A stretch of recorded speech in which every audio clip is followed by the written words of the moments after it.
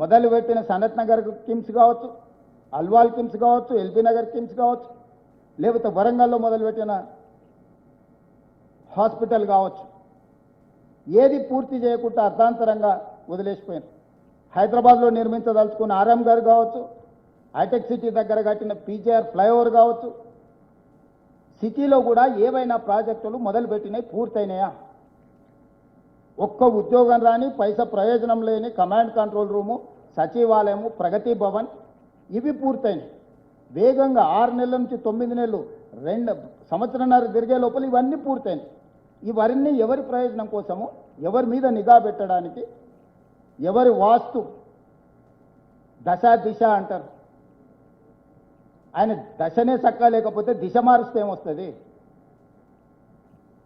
ఆయన కొడుకు జీవితంలో ఆ రేఖనే లేదు. సొంత చెల్లెల్ని బుక్కెడు బువ్వ పెట్టకుండా బయటికి గంటేసినోడు, మాగంటి గోపి తల్లిని బజార్లో అవమానించినోడు, సొంత చెల్లిని మాగంటి తల్లిని అవమానించిన వాడు, ఈ మహిళలకు రక్షణ కల్పించలేనోడు, ప్రజల యొక్క అభిమానం చురగొంటాడని తండ్రి అనుకుంటే కన్న ప్రేమ గుడ్డిది అని అన్నారు కదా. ధృతరాష్ట్రుడు ఎట్లయితే కళ్ళకు గంతలు కట్టుకొని ఆయన పిల్లల యొక్క దుర్మార్గాలను భరించిండో, ఈరోజు ఆ పరిస్థితి తెలంగాణలో దాపురించింది. నేను వచ్చిన తర్వాత డిసెంబర్ 7, 2023 ప్రజాపాలన ఇంద్రమ్మ ప్రభుత్వం ఏర్పడ్డ తర్వాత మీరేం చేసిందని మమ్మల్ని అడుగుతున్నా. ఎస్, అది ప్రతిపక్షం బాధ్యత, మమ్మల్ని అడగాలి, నేను చెప్పాలి. అది మా బాధ్యత చెప్పడం. అడగడం వాళ్ళ అధికారం, చెప్పడం మా బాధ్యత. అధికారాన్ని చేపట్టిన 48 గంటల్లోనే ఈ రాష్ట్రంలో ఆడపిల్లలకు బస్సుల్లో ఉచిత ప్రయాణానికి నేను సంతకం పెట్టినా. ఈనాటికి 7,100 కోట్ల రూపాయల ఆడబిడ్డలకు ఉచిత బస్సు ప్రయాణం వల్ల లబ్ధి చేకూరింది. నష్టాలలో ఉన్న ఆర్టీసీ రోజు లాభాల బాటలో నడిపిస్తున్న నేను. రాజీవ్ ఆరోగ్యశ్రీ నిర్వీర్యం చేస్తే దాన్ని పునరుద్ధరించి 5 లక్షల నుంచి 10 లక్షల రూపాయలకు నేను పెంచిన. ముఖ్యమంత్రి సహాయ నిధి నుంచి, రాజీవ్ ఆరోగ్యశ్రీ నుంచి ఈ 22 నెలల్లో దాదాపుగా 3,500 నుంచి 4,000 కోట్ల రూపాయలు నా ప్రభుత్వం ఖర్చు పెట్టింది.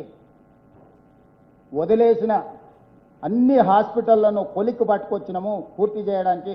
3,000 కోట్ల రూపాయలతో ఉస్మానియా హాస్పిటల్ పనులను ప్రారంభించినాము.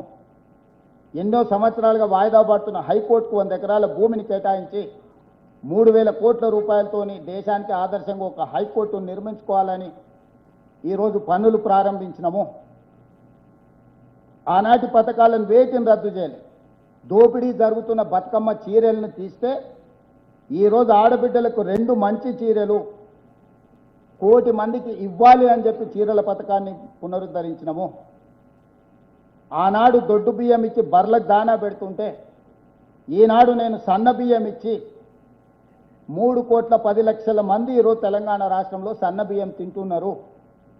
రేషన్ కార్డులు నేను ఇచ్చిన, 500 రూపాయలకు సిలిండర్ నేను ఇచ్చిన, 200 యూనిట్లు ప్రతి ఇంటికి పేదవాడికి 50 లక్షల కుటుంబాలకు ఉచిత కరెంటు నేనిచ్చిన, 3,10,00,000 మందికి సన్న బియ్యం నేనిచ్చిన, రాజీవ్ ఆరోగ్యశ్రీ 10 లక్షలకి నేను పెంచిన, 21,000 కోట్ల రూపాయలు 25 లక్షల మంది రైతుల కుటుంబాలకు రైతు రుణమాఫీ నేను చేసిన.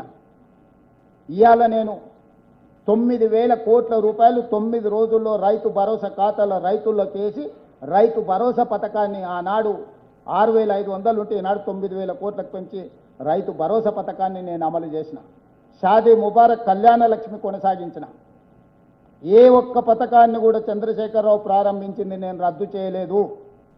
నేను అదనంగా సన్న బియ్యం ఇచ్చినా, రేషన్ కార్డులు ఇచ్చినా, ఉచితగా కరెంటు రైతులకు ఇవ్వడమే కాకుండా ఇండ్లకి 200 యూనిట్లు ఉచిత కరెంట్ ఇచ్చినా, 500 రూపాయలకు సిలిండర్ ఇచ్చినా, ప్రతి పథకాన్ని నేను అమలు చేసిన, అదనంగా చేసిన.